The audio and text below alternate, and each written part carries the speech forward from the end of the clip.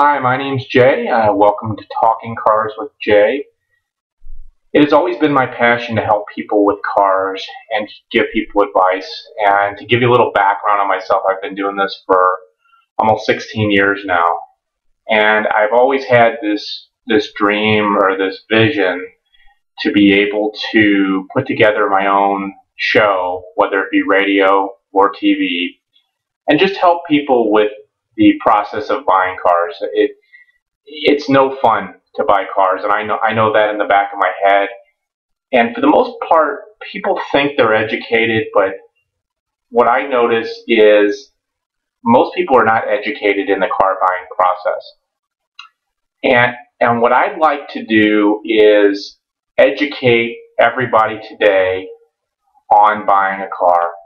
And it's definitely one of those things that it's not easy, but everybody has to buy a car. And today's topic, I'm going to talk a little bit about Carfaxes. I think we all rely on Carfax way too much. In my experience, literally 70% of Carfaxes are wrong. And that's a pretty scary statistic because most people don't understand how Carfaxes actually work. Carfax, to have something appear on Carfax, for instance, if there was an accident report, it has to be written up as a police report or it has to be an insurance claim. If it's not a police report or an insurance claim, it will not appear on Carfax. So what happens a lot of times is people get in accidents, and I'm sure you've been in one yourself, is you get in an accident and you don't call the insurance company, you don't do the insurance claim. In fact, you just try to make a deal with the person that hit you from behind, or you hit them, so it doesn't go on your insurance. Well, that's okay, but when you're going to buy a car, if you put 100% of your weight on Carfax, it's probably not the smartest thing to do. So the question is what do you do? What you do is you have to look at where you're buying your car from. If you go on Craigslist and you buy a car from an individual, at least in the state of Missouri, it's buyer beware in Missouri. So literally, you have no grounds to stand on at all if there is a problem with the car that you bought. So when you look at the Carfax says perfect Carfax, clean Carfax, no accidents. Does that mean it really has? Not necessarily. I'm not so concerned about a car that's had a little minor fender bender here and there. Everybody does. And if you have an older car, chances are, having a car after 7, 8 years, sometimes even a couple years, it's going to have a minor fender bender.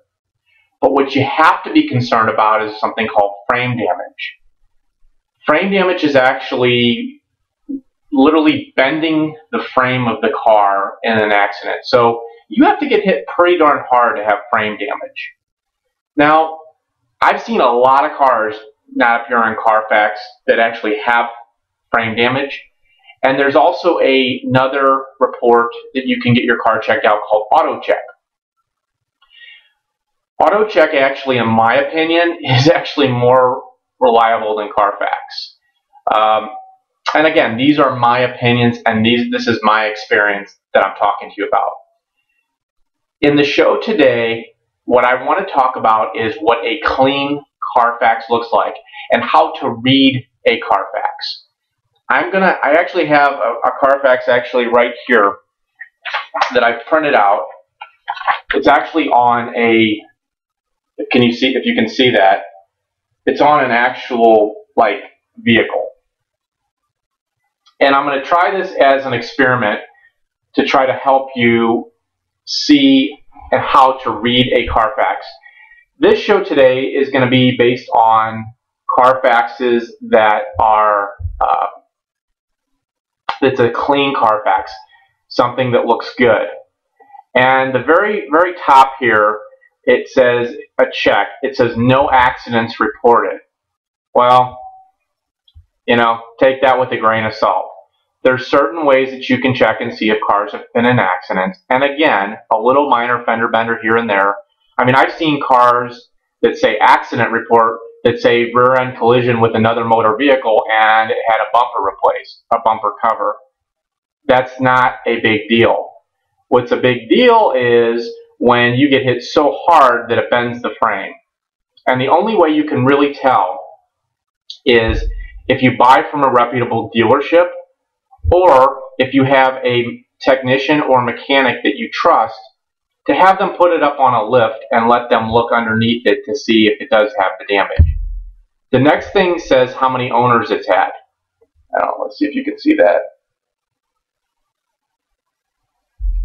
It says how many owners it's had. Hopefully you can see that real well.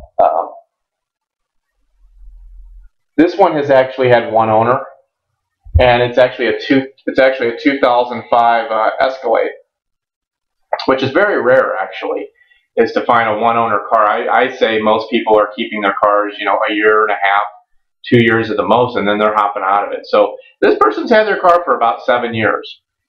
The next thing says the service records, right below. It's actually right below the. What am I trying to say? How many owners it has. Service records are good because if a person that owns a car takes a car to a dealership or a reputable mechanic, they're going to report that to Carfax. And it's going to say what they did to that car to repair it. Maybe it was just routine maintenance. Maybe the thing needed a transmission. But when this one actually says 44 service records. I don't know if you can see that or not. So 44 service records is actually, it's good. And we'll take a look and see what those service records say here in a moment. The next thing says it was a personal vehicle right below the service records. I don't know if you can see that or not. So it says it was a personal vehicle. So what that means is you actually are buying a car from somebody that actually owned the car personally. It was not a rental car. The next is the last odometer reading. That really doesn't mean a whole lot. And the next one right after that says above book value. Carfax somehow has came up with an idea on how to determine if a car is worth more than book value or less than book value. And we're going to talk about book value in another show. But this one actually says it's $1,190 above book value is what this is actually saying.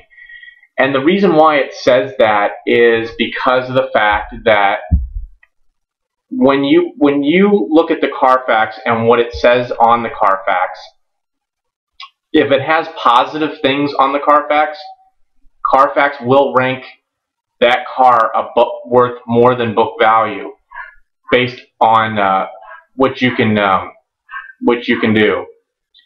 Anyway, that's the first part of my show. I thank everybody for coming. Go to www.talkingcarswithj. That's TALKINGCARS with J.com. My name is Jay.